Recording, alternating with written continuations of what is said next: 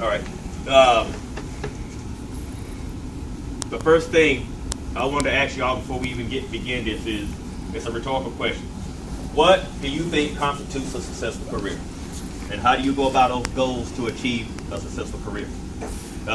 It's in some for several of you, that will be a different answer.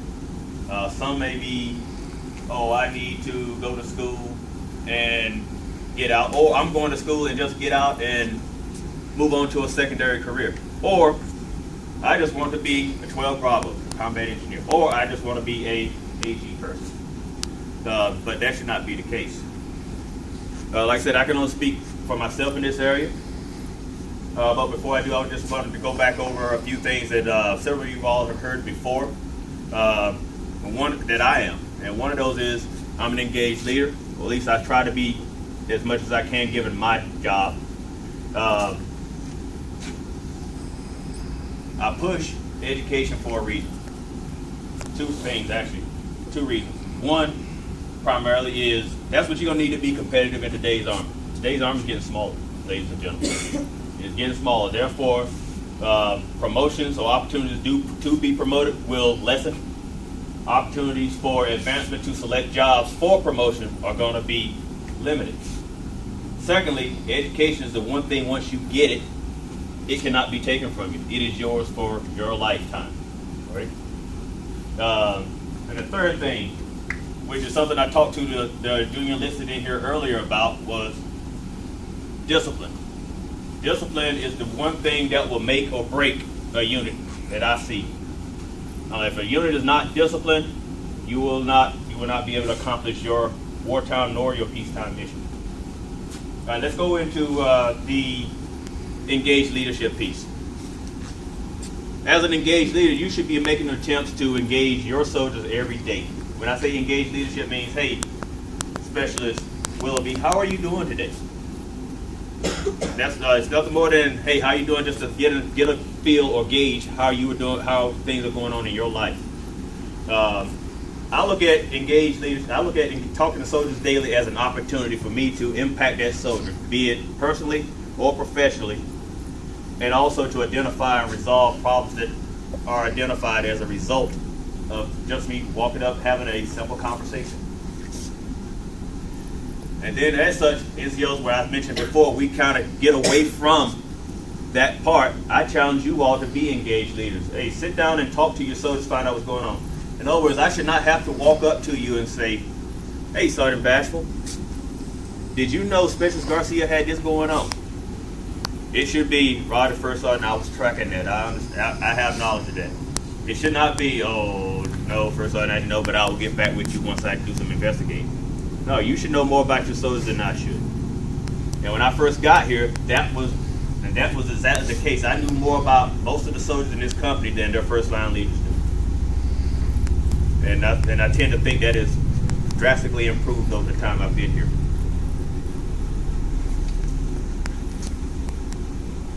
Like I said, other than that, as leaders, it is our responsibility to make sure our soldiers are engaged.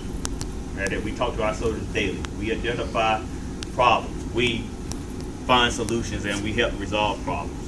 We coach, teach, and mentor our soldiers. That is what our jobs as engaged leaders is.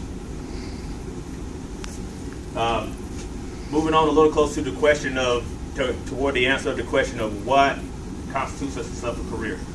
We've already talked about engaged leaders.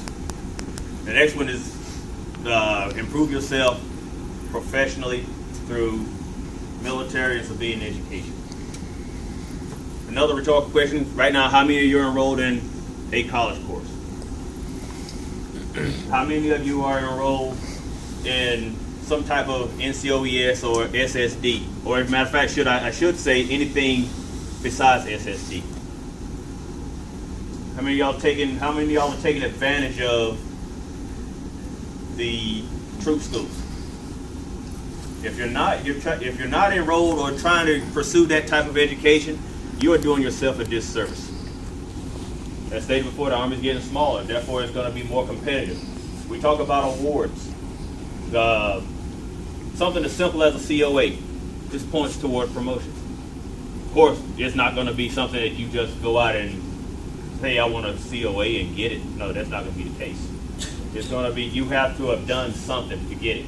But going back to the school piece, you have to do that. You have to improve yourself, because the Army is looking at, if it's indicated by the qualitative management program boards that have recently been held, the Master Sergeant Selection Board that just passed, promotions are getting smaller. Out of the 1,500 out of the available pool of sergeants first class that were eligible for promotion, only 1,596 got promoted. That's only like 8.5% of the available pool. And the Army's drawing down. The wars in Iraq and Afghanistan are going away. By 2014, end of 2014, both wars are supposed to be gone. Are closed out. And the Army is going to transition back to a garrison or peacetime Army. How? They're going to reduce their numbers. And in the end, the Army is only going to want the best and the brightest to remain. That is why I push education. I believe in education. I believe in that. I believe in everybody pursuing some type of self-improvement. That's the reason why at the end of the day, I always ask, every now and at the end of the day, I ask a soldier, hey, what have you learned today? A lot of people sit in the corner, a lot of the soldiers will sit back there and giggle amongst themselves, but you need to ask yourself that same question when I'm asking someone to come out front and brief the group. Hey, what have you learned today? What have you done to improve yourself? All right. Now, moving on to my third point, which is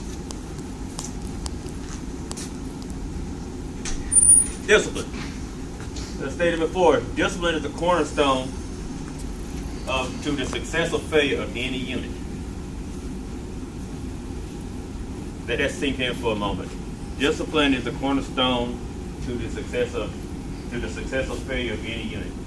If you're not disciplined enough to come to work in the morning, to do your job, to fulfill the tasks that are given to you by your superiors or your first line leaders or your supervisors, the unit does not succeed.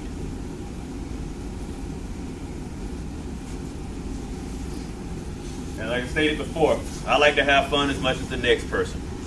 But when it comes to work, it's time to work. When it's time to play, it's time to play. But at the same time, you must find a balance. You can't do more of one than the other. If you spend too much time at work, it impacts on your family life. If you spend too much time out partying, it impacts on your professional life. So you have to find a balance between the two. And of course, like I said, that statement does not just apply to my specialists and below. It also applies to the NCOs present here as well as the officers.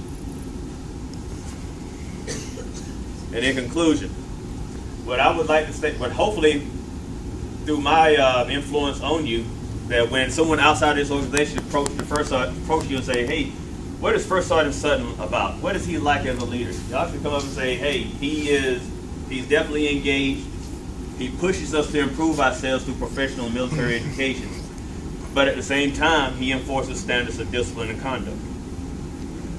That's what and those are pretty much the primary three things that I truly believe will make the future Army successful.